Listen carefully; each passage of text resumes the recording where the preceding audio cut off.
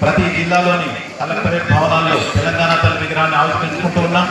33 జిల్లాల్లో 33 కలెక్టరేట్లలో ఆవిష్కరించుకున్నటువంటి ఒకసారి మనం బతికించుకుంటాం.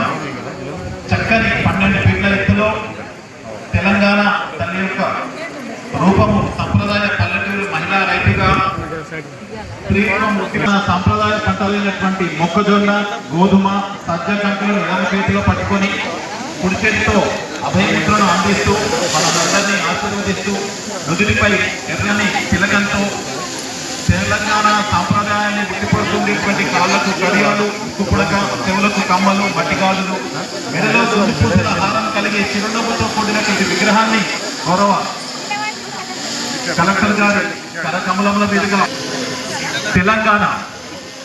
కోటి రత్నాల వీణ కాదు 4 కోట్ల రత్నాలతో వెలుగొందుతూ దేశానికి, విశ్వానికి ఆదర్శప్రాయమైనటువంటి అభివృద్ధి పథంలో దూసుకొని వెళుతూ అనితర సాధ్యమైనటువంటి విద్య